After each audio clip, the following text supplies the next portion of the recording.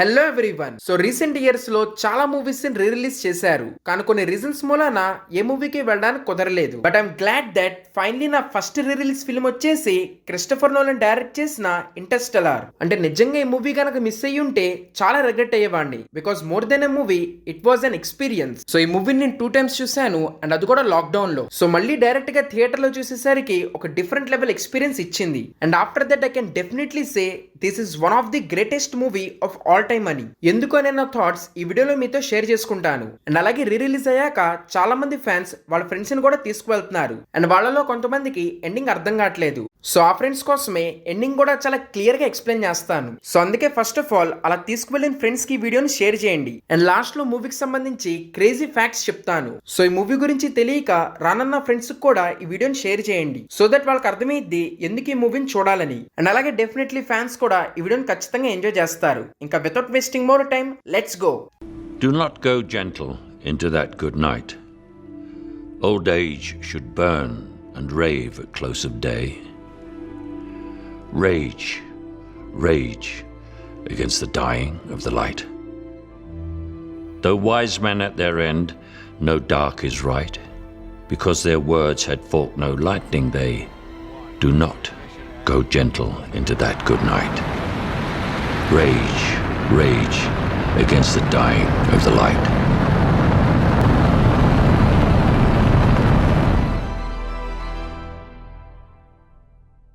Interstellar అనే movie on paper it's a complex sci-fi space adventure. Like it is set in future where earth పైన almost అయిపోయింది. Because of pollution and other reasons మూలాన ఇంకా earth మీద crops సరిగ్గా grow అవ్వట్లేదు, and పైగా air లో డస్ట్ పెరిగిపోయింది. సో వీటన్నిటి మూలన ఇంకా అర్త్ ఉండడానికి పనికిరాదు, and it's time to find a new home. So అందుకే సైంటిస్టులు ఎక్స్ పైలట్ అను ప్రెసెంట్ ఫార్మర్ అయిన కూపర్ అని వాళ్ళ టీమ్ ని స్పేస్ లోకి పంపిస్తారు. సో ఇలా మేజర్లీ ఇట్స్ సైఫై ఫిల్మ్ అయినా కానీ still it is very different from all other movies because of its most realistic breathtaking visuals to jaw-dropping sound designing. Like space in చూపించినప్పుడు కొన్నిసార్లు literally there was no music or sound effects. It was just absolute silence.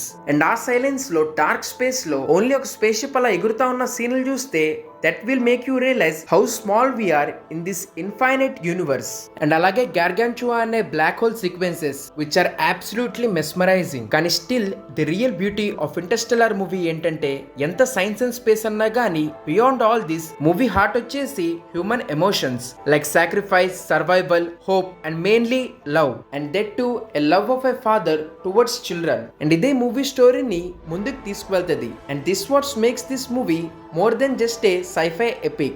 In fact starting నుంచి చెప్తా ఉంటారు that gravity travels through dimensions అని, but by the end we realise it's not just gravity, it's love which can travel any dimension. అంటే really tesseract లో ఉన్నప్పుడు Cooper ఎప్పుడైతే watch లో మొత్తం మెసేజ్ సెండ్ చేద్దాం అనుకుంటాడో అప్పుడు టారస్ ఆస్ that how do you know she will look into that watch అని. అప్పుడు కూపర్ అంటాడు because I gave it to her.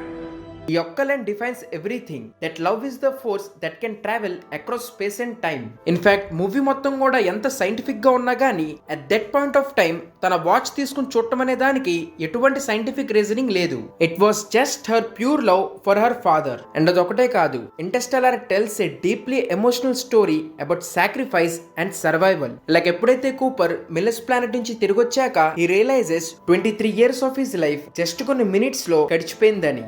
So this scene is really heart breaking because mainly Cooper వాళ్ళ పిల్లలతో కలిసి ఉండడానికి హీ సాక్రిఫైజెస్ ఎవ్రీథింగ్. బట్ ఇప్పుడేమో ఏకంగా వాళ్ళతో కలిసి ఉండే టైమే వెళ్ళిపోయింది. బట్ తనొక్కడే కాదు, డాక్టర్ బ్రాండ్ కూడా risked everything in search of hope. Same with Romilly. In fact he spend 23 years alone on the endurance so that మళ్ళీ వాళ్ళు తిరిగి వస్తారనే హోప్ అను పేషెన్స్ తో. ఇన్ఫాక్ట్ డాక్టర్ మ్యాన్ కూడా సెల్ఫిష్ అయినా గానీ he represents desperation or survival instinct of a human being. In fact Murphy కూడా వాళ్ళ డాడ్ ఇచ్చిన ప్రామిస్ ఎప్పటికైనా ఫుల్ఫిల్ చేస్తాడనే హోప్ తోనే తను ఎలా అయినా కలవాలని టిల్ ఎండ్ తన ఈక్వేషన్ సాల్వ్ చేస్తూనే ఉంటది. అండ్ ఇలా హోప్ కూడా మూవీలో one of the major theme. So ఇలా క్రిస్టఫర్ నోలన్ ఈచ్ క్యారెక్టర్ ని యూజ్ చేసి ఒక కాంప్లెక్స్ సైఫై ఫిలిం లో హ్యూమన్ ఎమోషన్స్ ని చూపించాడు. And because of all this Interstellar is more than just a sci-fi film. It's a visually stunning journey that reminds us though time is relative and dimensions change, love remains constant and never fades. And the timeless message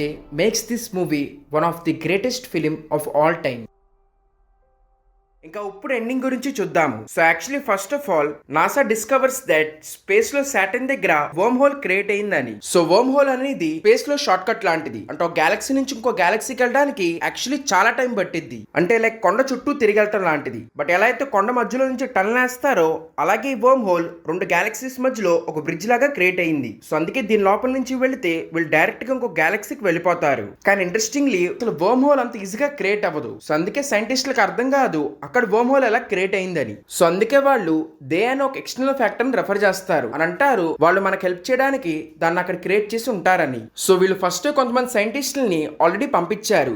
so that దాని నుంచి వెళ్ళాక ఏదైనా correct planet కనపడితే information వెనక్కి పంపమని. So అక్కడ నుంచి వాళ్ళకి 3 స్ట్రాంగ్ సిగ్నల్స్ వచ్చినాయి. సో ఆ సిగ్నల్స్ కరెక్టా కాదా అని చూసి వీళ్ళకి కన్ఫర్మ్ చేయడానికి కూపర్ అండ్ వాళ్ళ టీమ్ ని డాక్టర్ బ్రాండ్ స్పేస్ కి పంపిస్తాడు. సో యాక్చువల్లీ డాక్టర్ బ్రాండ్ దగ్గర 2 ప్లాన్స్ ఉన్నాయి. ప్లాన్ ఏ ప్రకారం వీళ్ళు కనుక నిజంగానే అక్కడికి వెళ్ళి ఏదైనా ప్లానెట్ కన్ఫర్మ్ చేస్తే అందరూ కలిసి షిఫ్ట్ అవ్వచ్చు. కానీ ఇక్కడ డాక్టర్ బ్రాండ్ ఎప్పటి నుంచో గ్రావిటీ ఈక్వేషన్ సాల్వ్ చేయడానికి ట్రై చేస్తున్నాడు. సో దట్ రాకెట్స్ వేసుకుని ఒక్కొక్కరు వెళ్ళకుండా ఒకేసారి పెద్ద స్పేస్ షిప్ లో అందరూ కలిసి వెళ్ళిపోవచ్చు అని. కానీ ఇక్కడ క్యాచ్ వచ్చేసి వాళ్ళు పంపించేప్పటికైతే ఇంకా ఈక్వేషన్ సాల్వ్ అవ్వలేదు. సో వాళ్ళు వెళ్ళి కన్ఫర్మ్ చేసే లోపల ఈక్వేషన్ సాల్వ్ చేస్తానని చెప్పి డాక్టర్ బ్రాండ్ అన్నాడు. అండ్ ఒకవేళ సాల్వ్ అవ్వకపోతే ప్లాన్ బి అంటే వేల్డ్ స్పేస్ షిప్ లోనే హ్యూమన్ స్పీసీస్ ముందుకు వెళ్ళడానికి ఎగ్జర్వ్ పెట్టాడు. సో దట్ వీళ్ళు ఏ ప్లానెట్ కి వెళ్తే అక్కడ పాపులేషన్ ఆటోమేటిక్ గా గ్రో అవ్వడానికి. సో వీళ్ళు ప్లాన్ ప్రకారం ఆ వర్మ్ హోల్ నుంచి వెళ్తారు. అండ్ ఇప్పుడు వాళ్ళు 3 ప్లానెట్స్ చెక్ చేయాలి. అండ్ అలాగే దే ఫౌండ్ దట్ ఆ గెలాక్సీలో గార్గాంచువా అనే ఒక బ్లాక్ హోల్ ఉందని. సో వీళ్ళు డిస్టెన్స్ చూసుకుంటే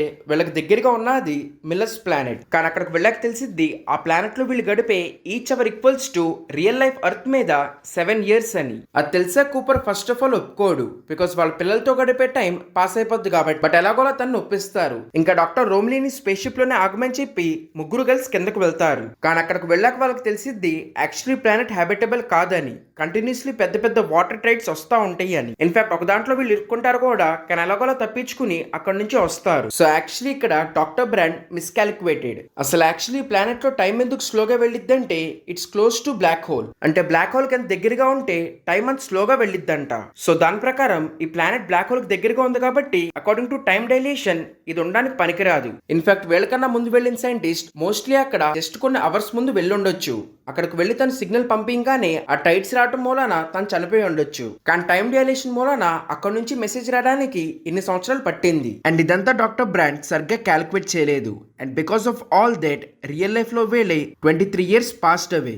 ఇన్ఫాక్ట్ డాక్టర్ రోమిలీ కూడా వీళ్ళు ఎప్పుడైనా మళ్ళీ తిరిగి రావచ్చు అనే హోప్ తో అక్కడే 23 years స్పేస్ షిప్ లోనే గడిపేస్తాడు గ్రావిటీ ఈక్వేషన్ మీద వర్క్ చేస్తా. అండ్ 23 years నుంచి స్పేస్ షిప్ అక్కడే స్పేస్ లో ఉండటంతో ఫ్యూల్ అయిపోయింది. సో అందుకే వీళ్ళు ఫస్ట్ అనుకున్నట్టు 2 planets కి వెళ్ళలేరు. ఏదైనా ఒక ప్లానెట్ వీళ్ళు డిసైడ్ అవ్వాలి. సో ఇక్కడ కూపర్ అండ్ రోమిలీ ఏమో డాక్టర్ మ్యాన్స్ ప్లానెట్ నుంచి కంటిన్యూస్లీ ఇంకా రీడింగ్స్ వస్తున్నాయి. సో అంటే అతను బతికే ఉన్నాడు. అండ్ అలాగే రీడింగ్స్ కూడా పాజిటివ్ గా ఉన్నాయి.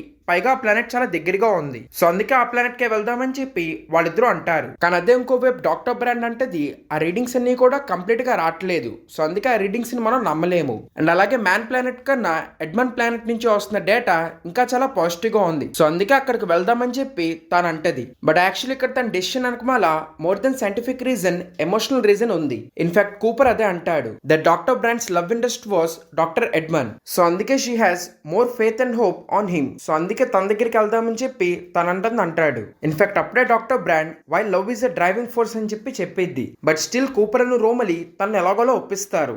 సో అక్కడికి వెళ్ళాక వాళ్ళకు పెద్ద ట్విస్ట్ తెలిసిద్ది దట్ డాక్టర్ బ్రాండ్ చనిపోయాడని. అండ్ ఆల్రెడీ ఎప్పుడో తాను ఆ గ్రావిటేషన్ కి సంబంధించిన హాఫ్ ఈక్వేషన్ సాల్వ్ చేశాడని. బట్ ఆ ఇంకో హాఫ్ సాల్వ్ చేయాలంటే తనకు బ్లాక్ హోల్ లోపల ఉన్న క్వాంటమ్ డేటా కావాలి. అది ఎప్పటికీ దొరకదు కాబట్టి ఫస్ట్ నుంచే డాక్టర్ బ్రాండ్ ప్లాన్ బి అని ఫిక్స్ అయిపోయాడు. అంటే వీళ్ళు గనక కరెక్ట్ ప్లానెట్ వెతికితే వీళ్ళ దగ్గర ఉన్న ఎగ్స్ ని అక్కడ ఫర్టిలైజ్ చేయాలి. సో దట్ అప్పుడే ఇంకా హ్యూమన్ స్పీసీస్ బతికుండిద్ది. So this was really a shocking twist. But ఇచ్చాలన్నట్టు ఇంకో పెద్ద ట్విస్ట్ తెలిసిద్ది that actually doctor Mann starting లో సాక్రిఫైస్ చేయడానికి వచ్చినా కానీ ఈ ప్లానెట్ మీదకి వచ్చాక his survival instincts kick in. దాంతో తనకు బతకాలనిపించింది. సో అందుకే తనతో పాటు తెచ్చిన రోబోట్ ని డిస్మాంటిల్ చేసి సో దట్ అది కరెక్ట్ ఇన్ఫర్మేషన్ పంపించకూడదని తను ఒక ఇన్కరెక్ట్ ఇన్ఫర్మేషన్ పంపిస్తా క్రయో స్లిప్ లోకి వెళ్ళిపోయాడు. సో దట్ అది చూసి ఎవరిని వచ్చి దాన్ని కాపాడతారని. అండ్ ఎక్స్పెక్ట్ చేసినట్టే వీళ్ళు వస్తారు. కానీ తీరా వీళ్ళకి అర్థమైంది డాక్టర్ మ్యాన్ ఏం ప్లాన్ చేశాడని. ఇన్ఫాక్ట్ డాక్టర్ మ్యాన్ వచ్చిన కూపర్ ని చంపేసి తనొక్కడే స్పేస్ షిప్ ని తీసుకుని వెళ్ళిపోదామని చెప్పి ప్లాన్ వేశాడు. అండ్ అనుకున్నట్టు ఎగ్జిక్యూట్ చేసినా కానీ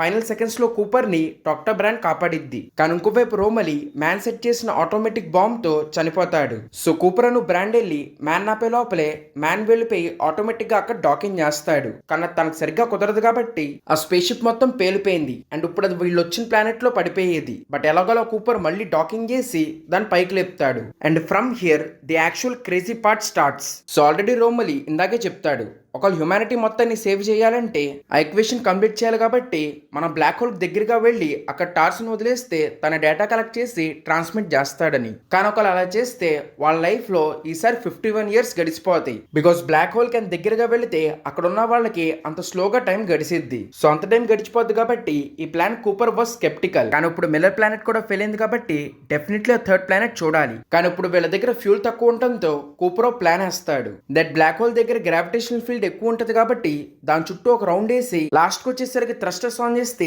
స్లింగ్ షాట్ వెళ్లే వాళ్ళు కావాల్సిన డైరెక్షన్ లో స్పీడ్ గా వెళ్తారు. అండ్ ఈ మధ్యలో టార్స్ బ్లాక్ హోల్ లోపల వదిలేస్తే తన డేటాను ట్రాన్స్మిట్ చేస్తాడు. సో ఈ ప్లాన్ బ్రాండ్ కి చెప్పి ఆ మొత్తం ఎగ్జిక్యూట్ చేస్తారు. కానీ here is the twist that ఆ ప్లాన్ కరెక్ట్ గా వర్క్ అవ్వాలంటే ఆ స్పేస్ షిప్ లో ఓన్లీ ఒకళ్ళే ఫ్యూలే ఉంది. సో అందుకే కూపర్ తనకు తాను సాక్రిఫైస్ చేసి టార్స్ తో కలిసి బ్లాక్ హోల్ లోకి పడిపోతాడు. అండ్ తను డైరెక్ట్ గా బ్లాక్ హోల్ లోపలికి వెళ్ళిపోతాడు. తన స్పేస్ షిప్ వర్క్ అవ్వదు కాబట్టి తను ఎజెక్ట్ అయిపోతాడు. And from here the most interesting part starts. So అలా ఎజెక్ట్ అవ్వగానే తాను ఒక టెస్లాక్ లాంటి దాంట్లోకి వెళ్ళి పడతాడు. స్టార్టింగ్ లో ఏం అర్థం కాకపోయినా గానీ తెరా చూస్తే అది యాక్చువల్లీ వాళ్ళ కూతురు అండ్ మర్ఫ్ బుక్ షెల్ఫ్ వెనకమాల ప్లేస్. సో అసలు యాక్చువల్లీ క్లైమాక్స్ లో ఏం జరుగుతుందంటే వాళ్ళు స్టార్టింగ్ నుంచి ఫిఫ్త్ డైమెన్షన్ అండ్ దేని రెఫర్ చేస్తున్నది ఇంకెవరో కాదు, దోస్ ఆర్ ఫ్యూచర్ హ్యూమన్స్. అంటే బేసిక్లీ ఫ్యూచర్ లో ఉన్న హ్యూమన్సే అక్కడ స్టార్టింగ్ లో చూసిన వర్మ్ హోల్ ని క్రియేట్ చేశారు. అండ్ అలాగే ఆ బ్లాక్ హోల్ అండ్ ఆ బ్లాక్ హోల్ లోపల ఆ బుక్ షెల్ఫ్ లాంటి టెసరాక్ట్ కూడా. సో అసలు వీళ్ళు ఇదంతా ఎందుకు చేశారంటే క్లైమాక్స్ లో కూపర్ మర్ఫీకి ఆ డేటా ఇవ్వాల్సిందే.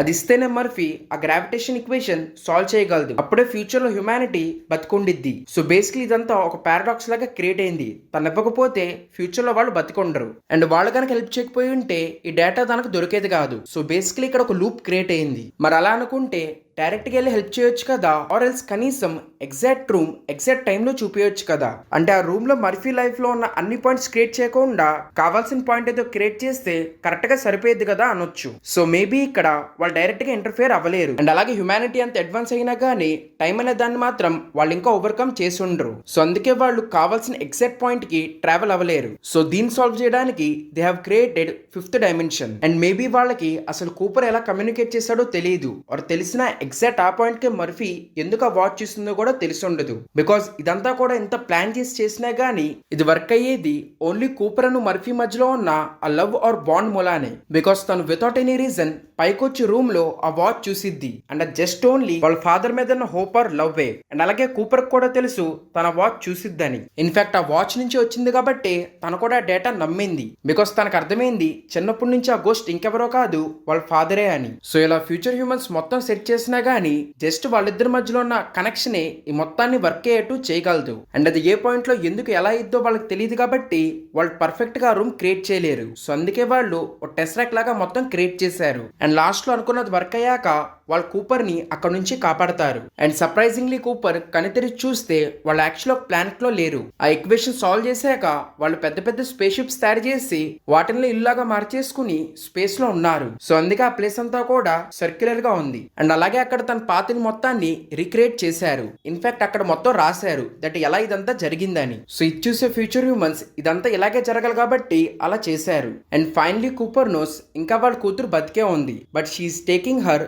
Last breath. సో ఫైనలీ తనని కలిసి తనకిచ్చిన ప్రామిస్ ని నిలబెట్టుకుంటాడు. And after that Cooper doctor Brand వెతుక్కుంటా అక్కడ నుంచి వెళ్తాడు. సో లాస్ట్ లో డాక్టర్ బ్రాండ్ ఎడ్మన్ ప్లానెట్ ని వెతుక్కుంటా వెళ్తది కదా.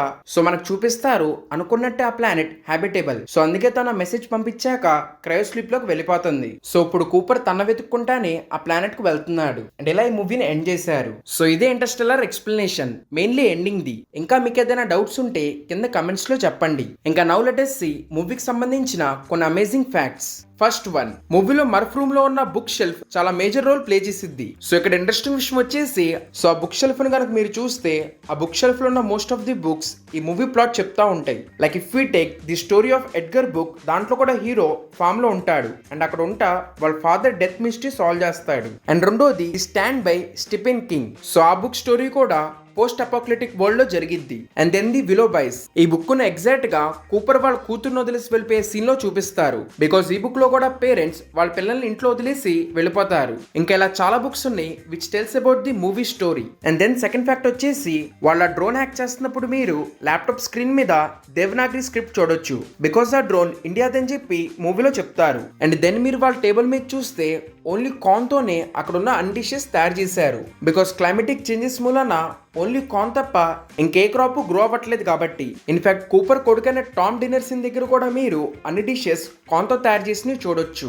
And yeah coming to corn, the most interesting fact వచ్చేసి డ్రోన్ చేసి సీక్వెన్స్ అప్పుడు ఏ కార్న్ ఫీల్డ్ అయితే చూపించారో అది మొత్తం కూడా రియల్ గానే క్రిస్టోఫర్ నోలన్ గ్రో చేపించాడు. అండ్ వాటి మీద రియల్ గానే కారం తీసుకువెళ్లి ఆ సీన్ మొత్తాన్ని షూట్ చేశాడు. ఇన్ఫాక్ట్ లేటర్ ఆ క్రాప్స్ అన్నిటిని కూడా కట్ చేసి అమ్మారంట.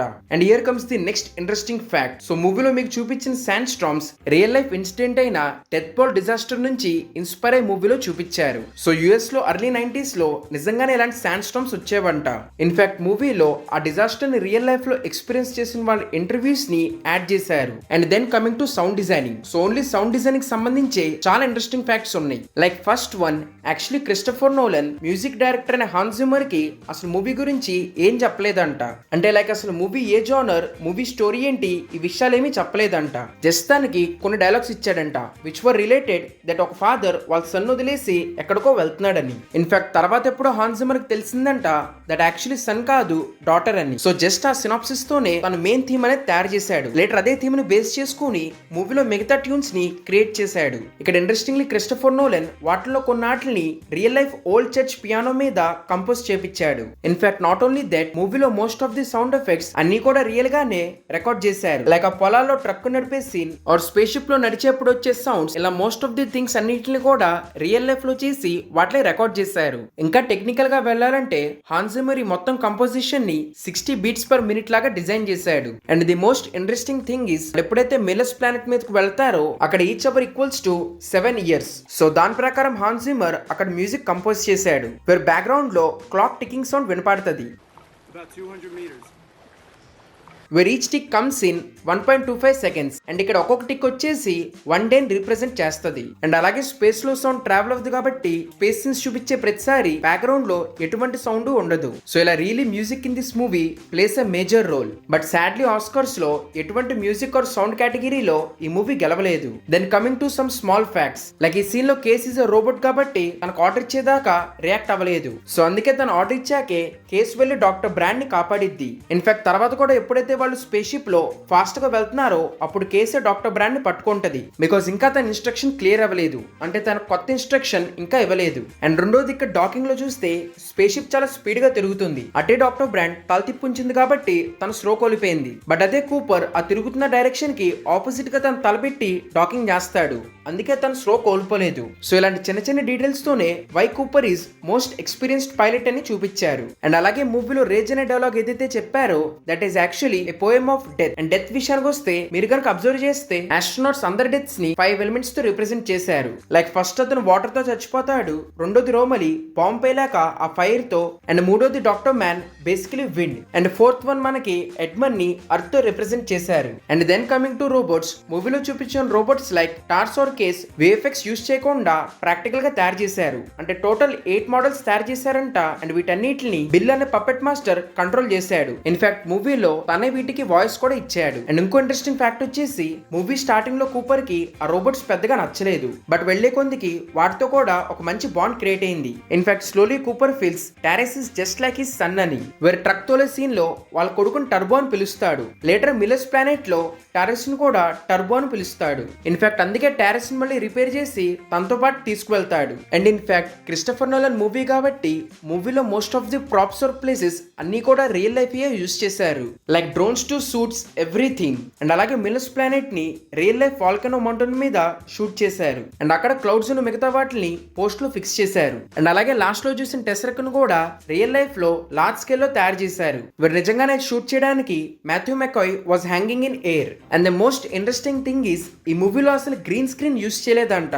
అంటే స్పేస్ షిప్ నుంచి బయట చూస్తున్న ప్రతి సీన్ ని ముందే యానిమేట్ చేసి లైవ్ గా యాక్టర్స్ ముందు ప్లే చేశారంట. అండ్ ఇక coming to space and animation, so మీకు తెలుసో లేదో ఉందో యాక్చువల్లీ మూవీ తీస్తున్నప్పుడు బ్లాక్ హోల్ ఎలా ఉందో ఎవరికీ తెలియదు. క్రిస్టఫర్ నోలన్ కిప్థాన్ అనే రియల్ లైఫ్ సైంటిస్ట్ హెల్ప్ తీసుకుని ఆ బ్లాక్ హోల్ డిజైన్ చేశాడు. ఇన్ఫాక్ట్ ఆ సైంటిస్ట్ దగ్గరికి వెళ్ళినప్పుడు తను క్రిస్టఫర్ నోలన్ దగ్గర నుంచి 2 ప్రామిసెస్ తీసుకున్నాడు. ఇన్ విచ్ ఫస్ట్ వన్, మూవీలో ఎక్కడా కూడా ఫిజిక్స్ లాస్ బ్రేక్ అవ్వకూడదు, అండ్ రెండోది మూవీలో ఏం జరిగినా గానీ దానికి సైంటిఫిక్ రీజనింగ్ ఉండాలి. సో ఈ ప్రామిసెస్ తర్వాత తను క్రిస్టఫర్ నోలన్ కూర్చొని బ్లాక్ హోల్ అండ్ అలాగే వర్మ్ హోల్ వీటికి సంబంధించి ఈక్వేషన్స్ డెవలప్ చేశారు. సో వాటిని యానిమేటర్స్ కి ఇస్తే వాళ్ళు దానికి తగ్గట్టు ప్రోగ్రామ్ క్రియేట్ చేశారు అండ్ వాటిని యూజ్ చేసి ఆ మొత్తాన్ని రెండర్ చేశారు. అండ్ అందుకే మొత్తం రెండరింగ్ అవ్వడానికి మోర్ దెన్ 10 lakh hours పట్టింది. అండ్ ఓన్లీ ఆ బ్లాక్ హోల్ డిజైన్ చేయడానికి 800 TB ఆఫ్ స్పేస్ కావాల్సి వచ్చిందంట.